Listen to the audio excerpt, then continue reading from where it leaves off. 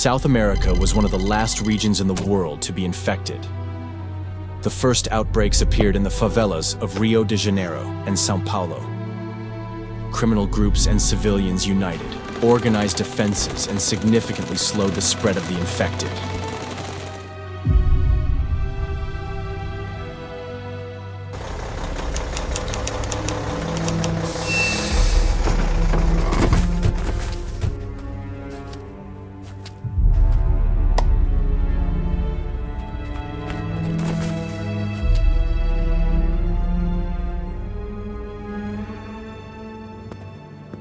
Meanwhile, the military focused on creating safe zones and controlling civilian movement.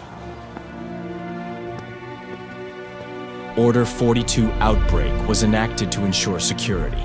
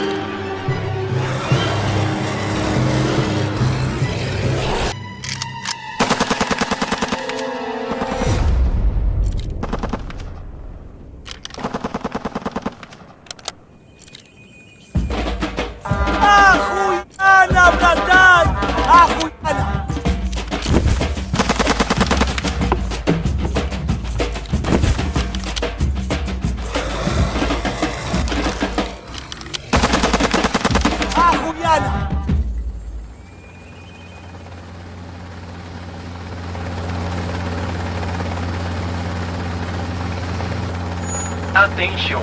For your safety, do not leave your homes due to special orders.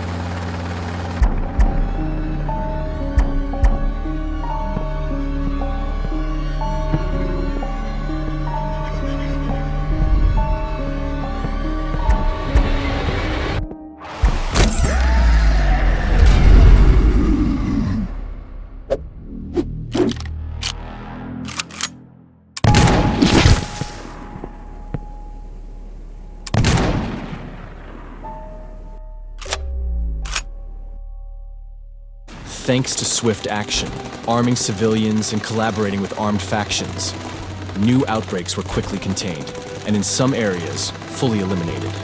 It seemed that Brazil was handling the epidemic better than any other country. But the SCP Foundation had other plans. They artificially triggered an outbreak deep in the Amazon rainforest. Within hours, every settlement at the river delta was overrun, and the growth of a zombie horde was accelerated. A thick, heavy fog began to blanket the jungle. This drew the attention of Guyana, Suriname, and French Guiana.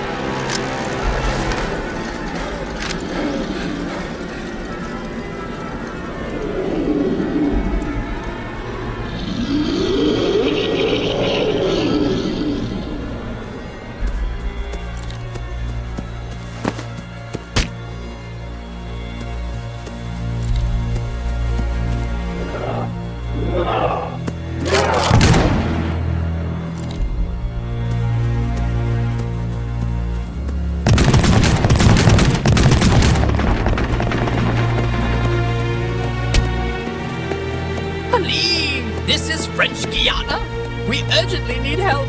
There's fog and zombies everywhere.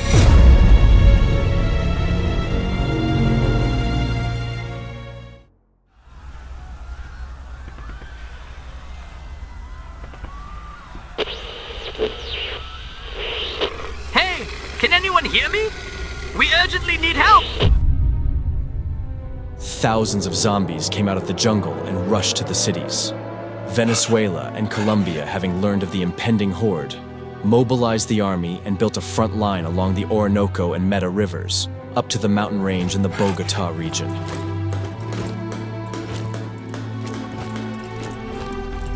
Guyana, Suriname, and French Guiana were forced to retreat.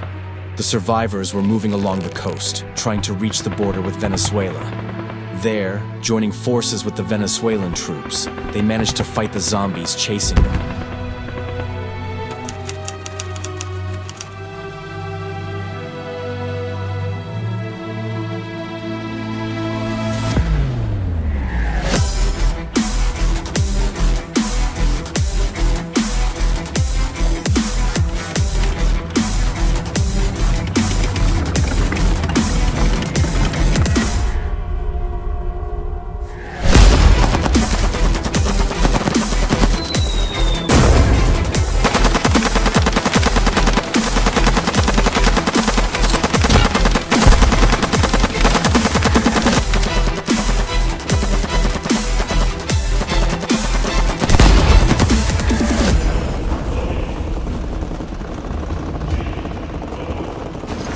Damn, France betrayed me. He's not answering my calls.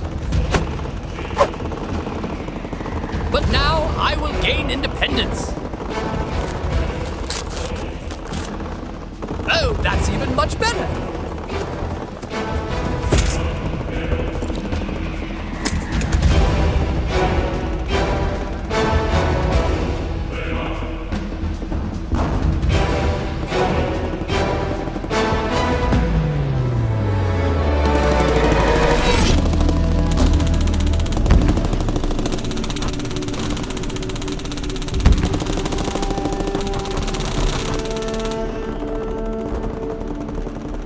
By this point, it became clear. The forests of the Amazon now belong entirely to zombies. The Brazilian army concentrated in the areas of Maranhão, Tocantins, and Mato Grosso to prevent the spread of the horde to the densely populated coast. An emergency headquarters has been established in the city of San Luis.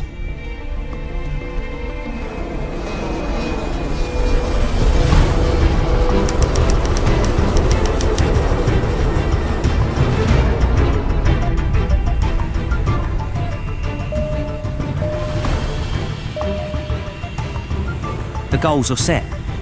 Send coordinates for aviation.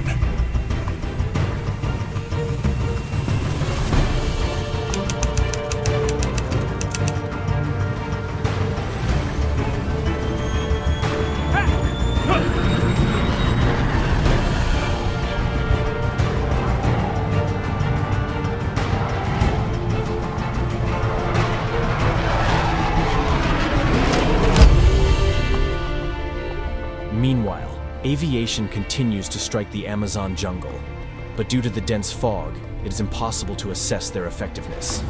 A new front line with a length of more than 2,000 kilometers is forming in the southeast of South America. The army gathers all forces on the battlefield and withdraws troops from the cities. Infantry formations arrive first. We developed this plan together with subscribers. If you like this video format, subscribe to the channel, write your ideas in the comments, and maybe in the next video, we will stand together to protect the new city. The city of Manaus, with a population of 2.2 million people, found itself at the epicenter of the infection.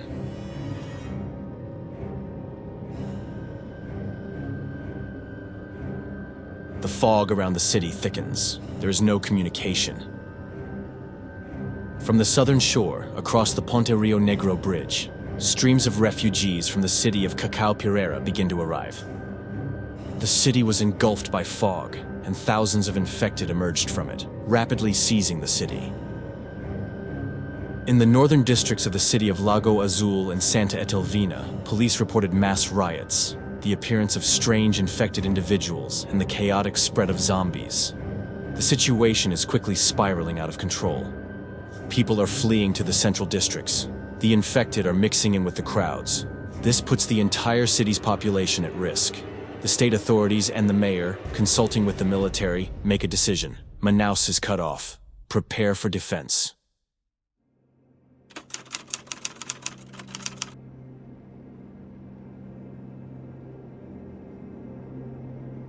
Zombies have already been spotted in the northern regions. They will most likely appear in the south across the bridge soon. We have 2 million people. We need to prepare our defenses. How many forces do we have at our disposal? The 1st Armed Forces Command in the city has 17,000 soldiers. The police force numbers 3,000, and special forces number 1,300. Well, that's not nearly enough. We need a militia. I agree. I believe we can arm and train approximately 150,000 people in the shortest possible time. Now we're getting somewhere. Excellent. Get to it.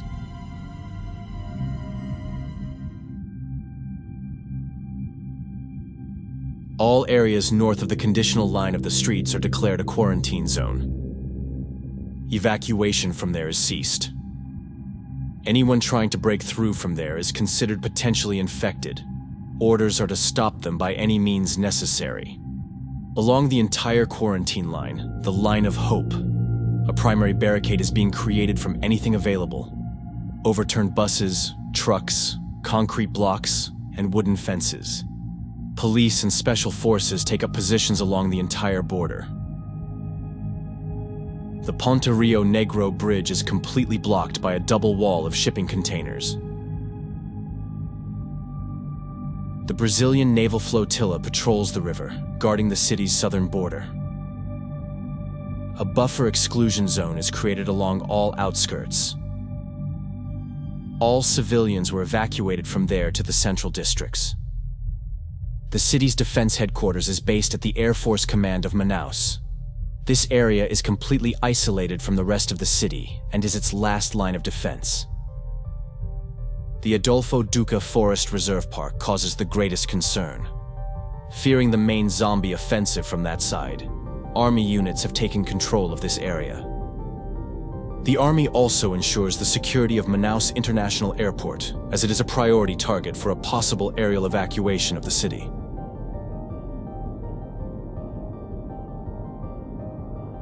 In the west, abundant forest areas prevent comprehensive control of the border, which led to a breakthrough by individual zombie groups. Outbreaks of infection occurred in local settlements that failed to be evacuated. It was decided to withdraw security units to the created defense line along Do Turismo Street. Mobile QRF groups, created for rapid suppression of infection, were sent for support, and most of the forces managed to reach the fortifications.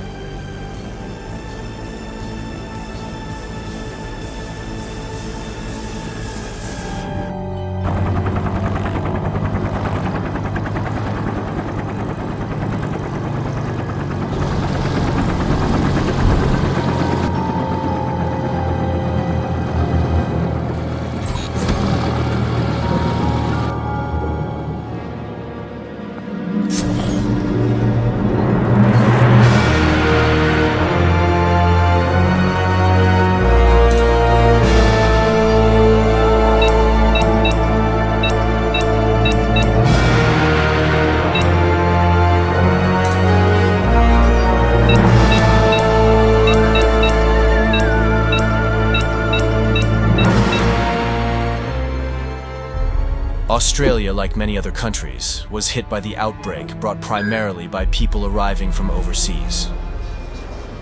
The first major clusters appeared in large metropolitan areas, Brisbane and Sydney.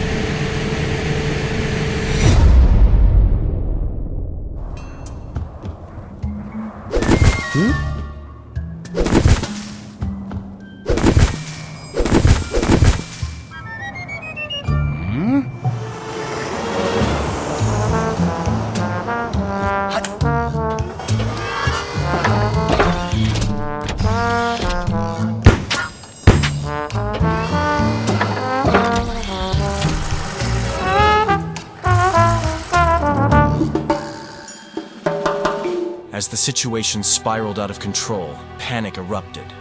People fled the cities chaotically, overwhelming roads and infrastructure. The government had no choice but to involve the military, granting them broad authority to act independently. The General Staff mobilized every available unit in the infected regions and called up the reserves. Because the army was relatively small, commanders chose not to fight street-to-street battles inside cities. Instead, they opted to engage the undead in open terrain, where troop losses would be significantly lower. By this time, approximately 3% of Australia's eastern coast was already infected.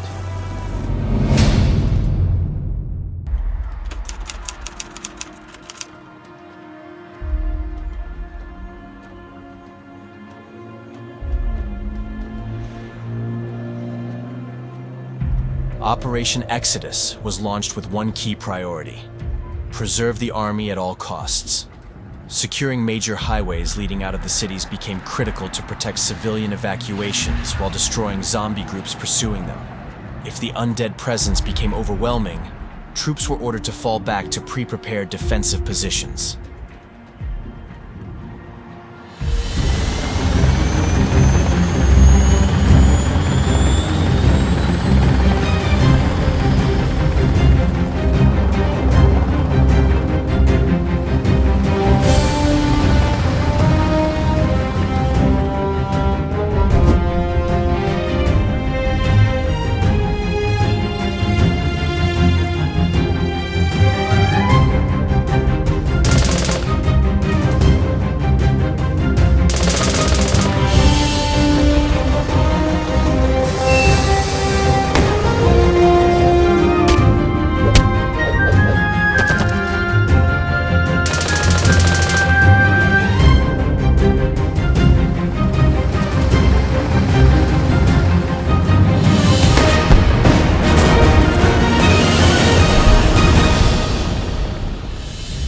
Among the refugees were countless infected individuals who unknowingly spread the outbreak southward, reaching Adelaide and Melbourne.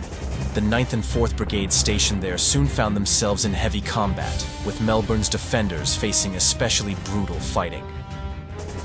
Realizing how fragile the situation on the mainland had become, Command ordered the evacuation of everyone who could still be saved to Tasmania. The island was already preparing to receive survivors. Around 200,000 people fled Melbourne using any watercraft they could find. With the local population included, Tasmania became home to roughly 774,000 survivors. Earlier, anticipating a national emergency, the government had completed construction of an underground city, New Barra. Expecting the fall of the eastern seaboard, the capital was officially relocated there from Canberra. Meanwhile, massive zombie hordes began advancing toward the former capital region in an organized, relentless push to crush the remaining Australian forces. With no stable front line and a scattered army, Command ordered a full retreat into the desert interior. The 5th, 6th, and 17th Brigades were evacuated first, followed soon after by the 8th Brigade and the Australian Army's 2nd Division. The 16th Brigade, however, became stuck in brutal fighting across rough terrain, was encircled, and eventually wiped out completely. After these events, infection levels across Australia's east coast surged to 15%.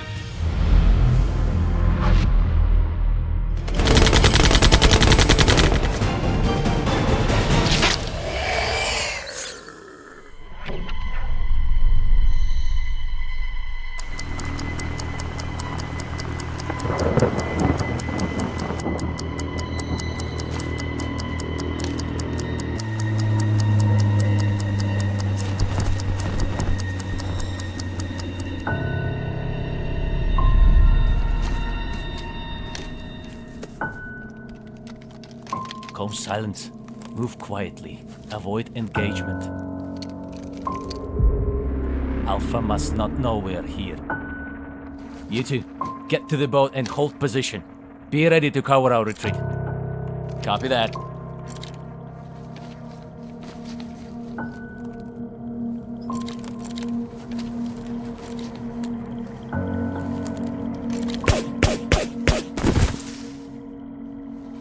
Move up.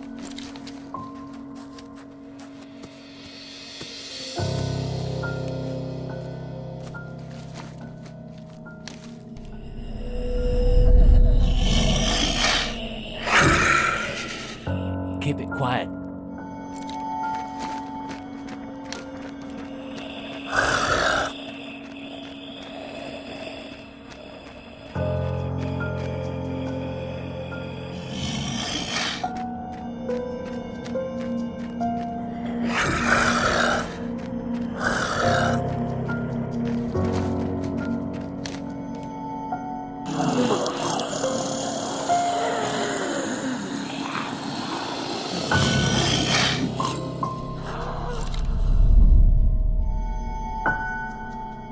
To the roof.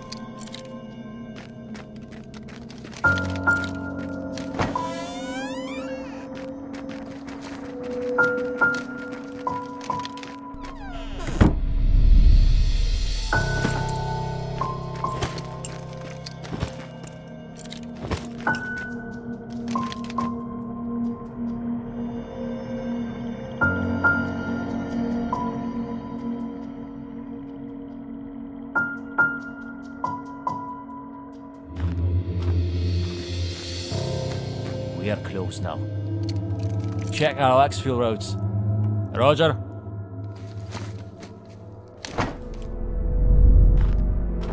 Scheiß, goddamn fog. Can't see a thing. I'm telling you, Alpha is in here somewhere. You see that glow?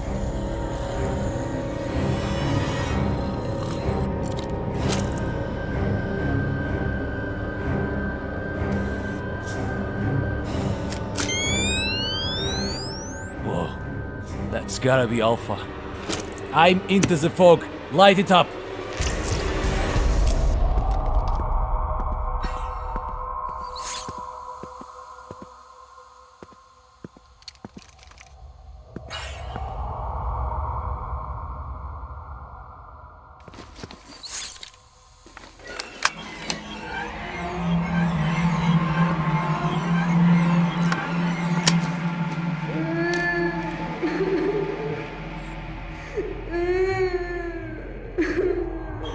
What the hell?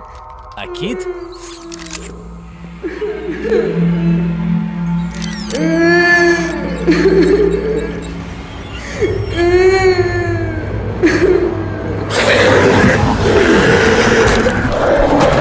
Jesus Christ!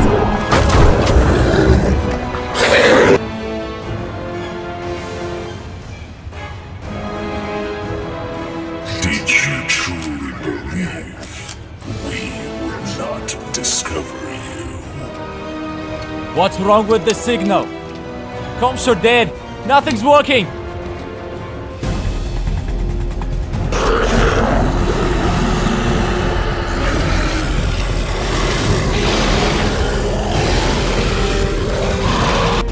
We're getting the hell out of here. Now, fall back. This is a nightmare. Run!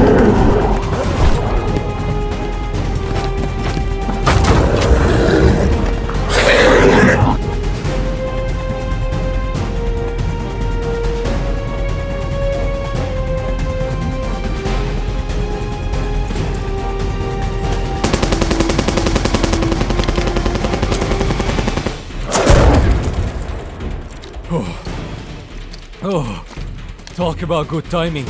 Danke.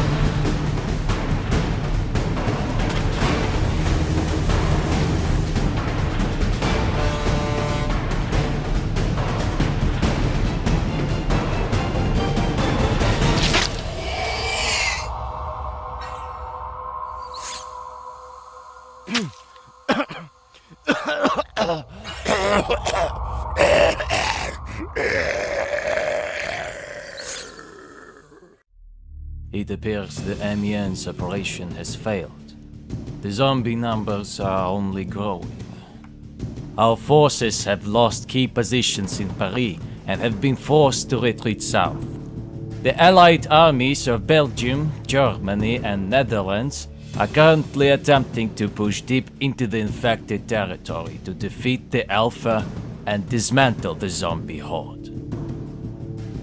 Zombies control Hauts-de-France and Grand Est in France. The combined forces of Belgium, Luxembourg, the Netherlands, and Germany launched a massive offensive in the Hauts-de-France region in a unified formation. In Normandy, along the Seine River, France has firmly fortified its positions, but Paris fell to the zombie onslaught. This zombie breakthrough in Paris threatens Le Mans and Orléans. Forces are catastrophically lacking. Nevertheless, thanks to the open fields around Troyes, the city's garrison successfully holds the defense. The Pyrenees mountain line has been turned into a second Switzerland. A mountain network of fortified bunkers is accepting refugees from France and the as-yet uninfected Spain. At this time, unexpectedly for everyone, a horde of zombies moved south like a swarm towards the cities of Dijon and Geneva, where outbreaks of the infection had already been spotted, and fighting was occurring inside these cities. The zombie threat in Poland continues to grow. The horde is advancing south, approaching the city of Bydgoszcz, where defensive positions are held by the Polish 1st Armored Brigade and 12th Mechanized Division. The cities of Torun and Płock have been fortified as strong points of a new defensive line established along the Vistula River. With close air support from the US Air Force, operating out of Łask Air Base, Polish forces are managing to hold the zombies back from Warsaw. This resistance is buying precious time to construct a second defensive perimeter around the capital. In a significant reinforcement, a NATO contingent, spearheaded by the US 1st Infantry Division, has arrived in Warsaw. In the north, the evacuation of Słupsk and Koszalin to the city of Szczecin has been completed, but the troops holding the defense are exhausted and may soon be destroyed.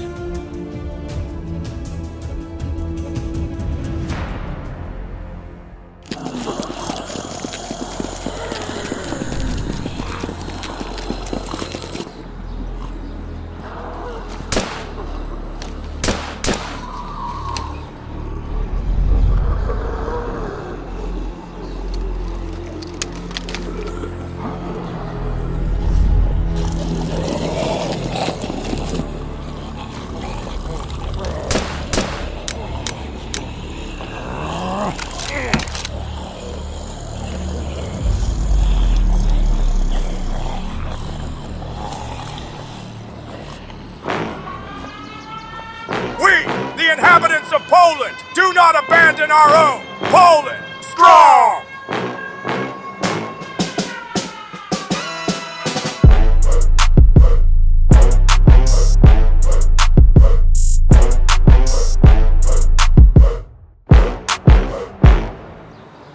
A ja was, ścierwy parszywe! Aż do samego Gdańska smrodliwymi szmatami pogonię! No chodź tu, Bobr, kurwa! The civilians who were not afraid to fight saved the exhausted troops from the clutches of zombies and retreated to Szczecin together.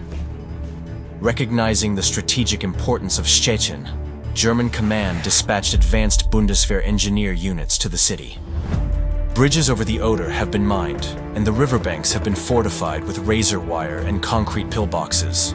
The city is protected from the sea by the 8th Coastal Defense Flotilla. Szczecin has been turned into the most fortified city in Poland. A second large horde of zombies headed towards the city of Piła. To contain it, NATO Rapid Reaction Forces were urgently deployed from bases in western Poland, the US 2nd Cavalry Regiment and the British 16th Air Assault Brigade. Millions of the infected surge from the north, a dense, groaning tide. Their advance is visible even from space, with vast swaths of tainted land creeping toward Highway 10. This is where our defensive line holds, stretching 220 kilometers. The city of Pila has become the heart of our resistance. NATO has established its operational headquarters here. Engineers work around the clock, digging trenches, setting up blockades, and fortifying every entrance into the city. Leading the defense is Colonel Marek Nowak, a man who hasn't slept in a week yet still holds the line. Germany anchors the left flank, Poland the right. But forces are stretched dangerously thin. Mobile rapid response units have been formed, ready to plug any breach.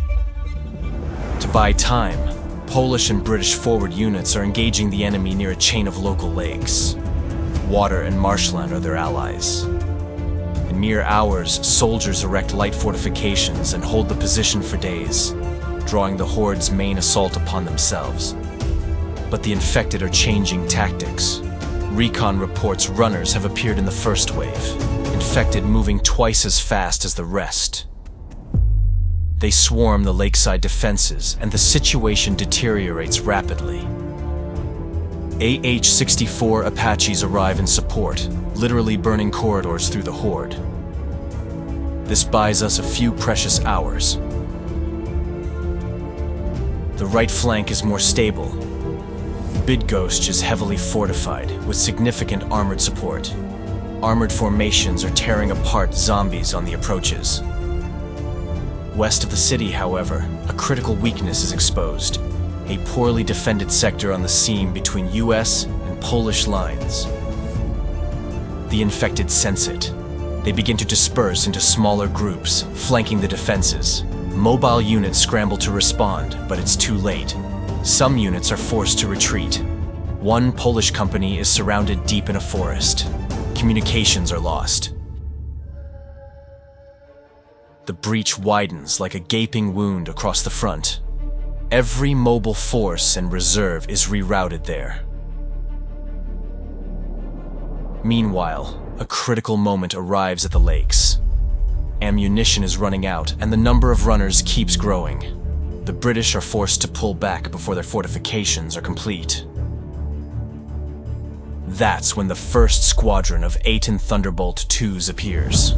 Their low-altitude pass turns the entire lakeshore into a firestorm, covering a flawless, casualty-free retreat. On the left flank, south of Szczecin, the infected begin using the forest for cover. A brutal decision is made. Burn the entire forest north of the defensive line. B-2 spirits take to the sky. A curtain of napalm transforms the dense woodland into a giant wall of fire. But the main shock comes that evening. Drones detect a new type of infected, giants. Huge carcasses that crush fortifications with a mass like battering rams. One of them breaks through a forest fire, but the German Panzer Division, which arrived to reinforce, manages to stop him with volleys of high-explosive shells. Meanwhile, pressure mounts on the American sector. AH-64s and A-10s return to the fight, but there are almost no ground forces left to restore the front line. The troops are exhausted. People are barely on their feet, holding their positions through sheer willpower. I'm the Czech Republic! I'm Slovakia! I am Hungary! Together, we are sending our armies to help Poland to fight the zombies! Subscribe, Bo!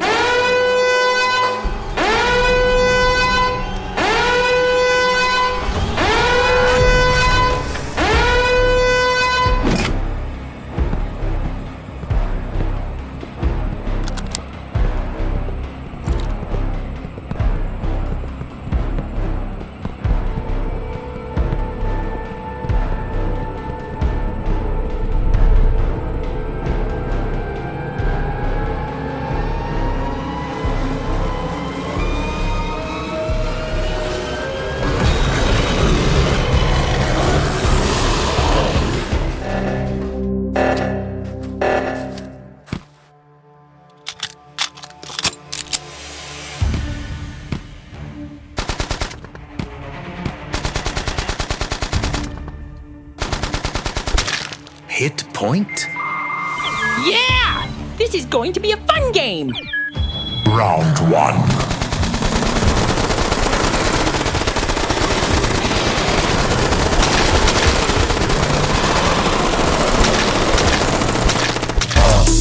And his name is Round two.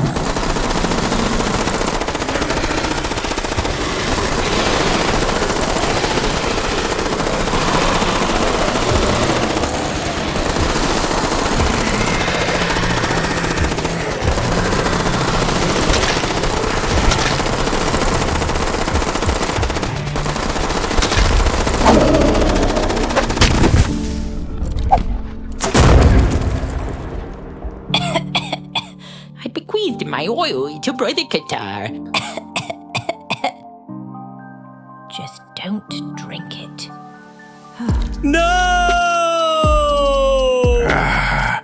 I will send you all to the next world. Round three.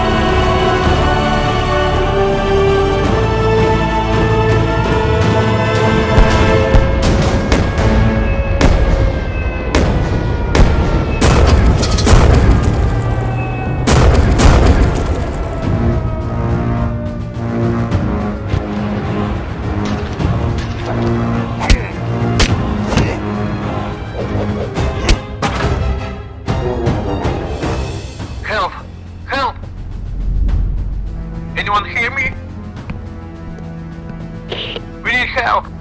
We're surrounded. We're on the lower east side. We should help them. But how? There are only 2 of us. Oh, look. That's an M2 Bradley infantry fighting vehicle. Let's use it. Wow, what a beauty. 600 horsepower, a 25mm automatic cannon. And armor is so tough, even the zombie bear couldn't bite through it.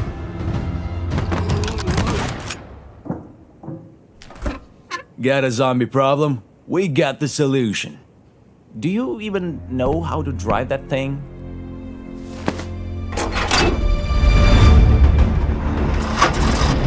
Time to farm.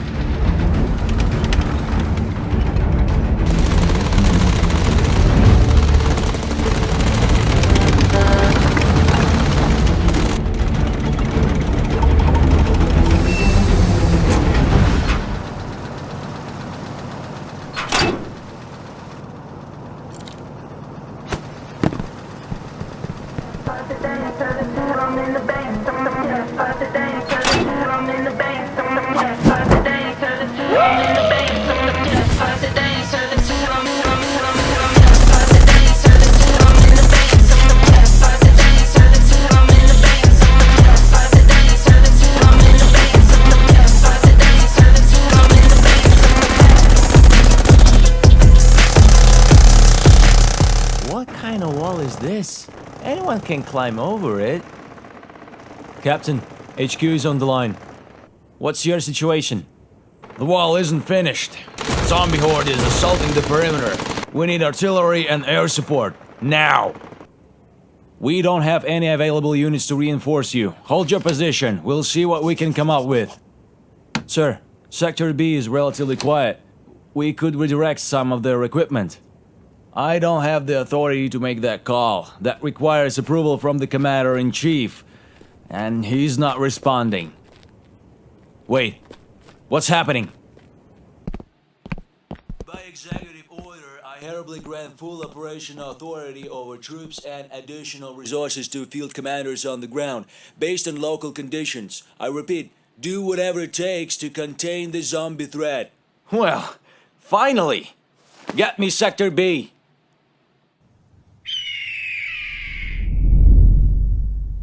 Don't you think it's a little too quiet here? Hey, we did our job, you know? We built the wall, secured the perimeter, just relax, just chill. Then why do we have so much equipment and manpower here? I heard Sector A is getting hit hard. The General knows what he's doing, okay? I'm sure he's got it under control. Hello?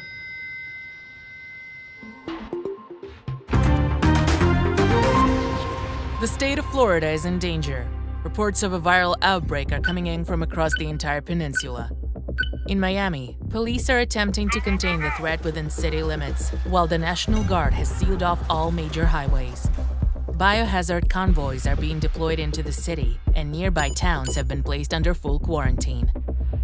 The peninsula is now completely cut off from the mainland. Can the local government handle the zombie virus outbreak, or is it just the beginning? Come on, gotcha! Didn't see that coming, huh? Come on! Oh, hold on. I got a second line. Boop. Miami Police Department, what's your emergency? Zombies! Zombies everywhere! Help! Say no more! Rolling out!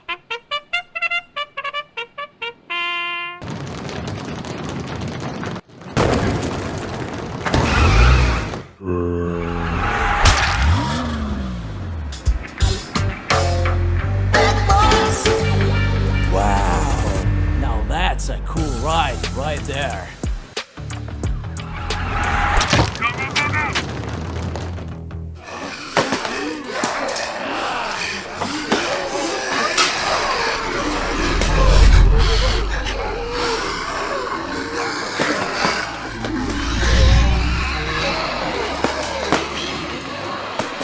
Turtle formation, shields up. So, what's next? All right, boys, you're up.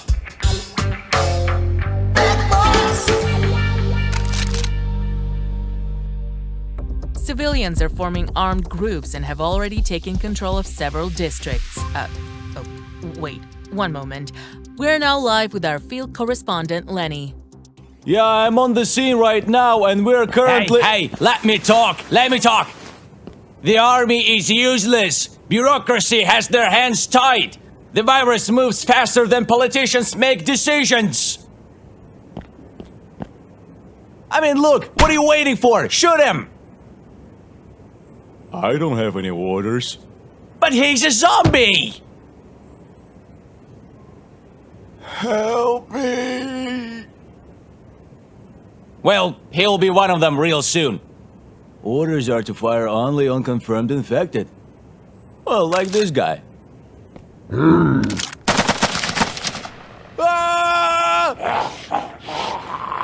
God damn it! You deal with problems before they become obvious, idiot. That's exactly what I'm saying! Give the military full freedom to act! Make America great again! I like this guy. He's a very nice guy. Sir, I think it might actually work. In San Francisco, the 13th Brigade disobeyed direct orders and operated independently, and they achieved real success and saved a lot of lives. Maybe. So, would this help us annex Canada and grab Greenland too? Relax, I'm just kidding, relax. We'll do it later. Alright, draft an executive order. Unit commanders get full authority to make decisions on the ground, based on the situation. And now, I think we deserve a break. Hey girls, Daddy's coming! The city of Miami has been divided into sectors controlled by the military, police, and armed civilians. Armored buses are now rolling out onto city streets. Well, basically, it's a mobile fortified checkpoint, used to secure key locations. Honestly, this whole situation gave me a career boost, I used to change VIN numbers on stolen cars, and now I'm armoring buses. Ahem. Yeah, we'll talk about that later.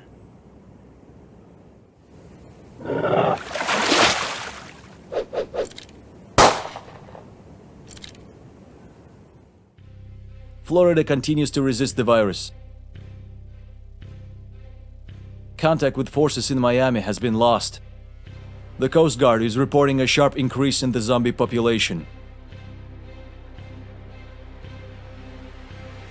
A quarantine zone has been established, stretching from Jacksonville to St. Augustine.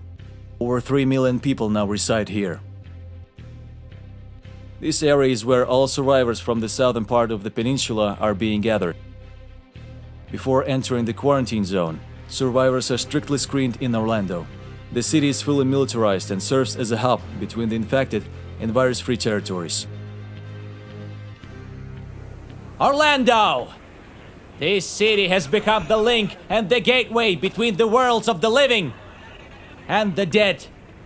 It is right here that the army decides who will live and who will be expendable.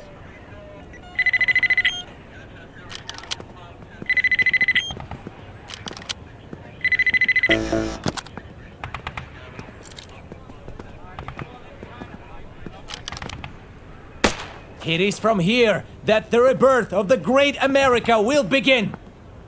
Only by uniting and showing our determination. Who is that guy? He's just a former high-ranking official. Cracked under all the stress, lost his mind. He goes on and on about the great struggle and all that. Says he knows someone in the high command.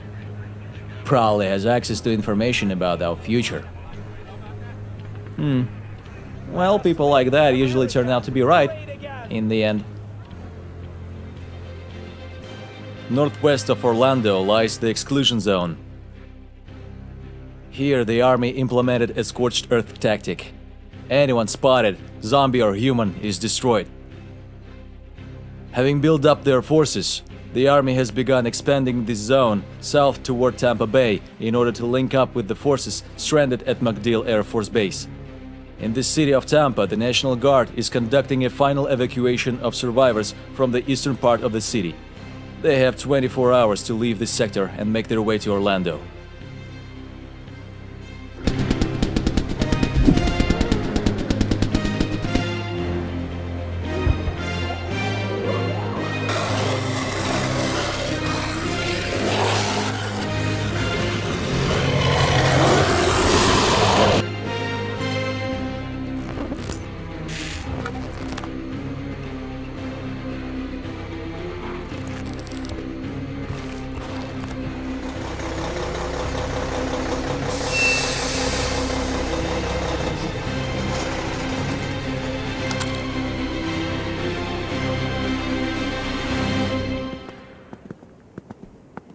Listen up for the brief. There is nothing left to save west of this highway. A massive number of infected are closing in. An evacuation for this district has been set up at this parking lot. We've established the main headquarters here, and this is our primary position. We have to hold it until the evacuation is complete. Concrete barriers have been installed on these streets. The infected won't get through there. However, 2 major bridges remain. They were supposed to be destroyed, but the sappers have gone missing, and we have no explosives. So we pray and we defend, gentlemen. Get to it!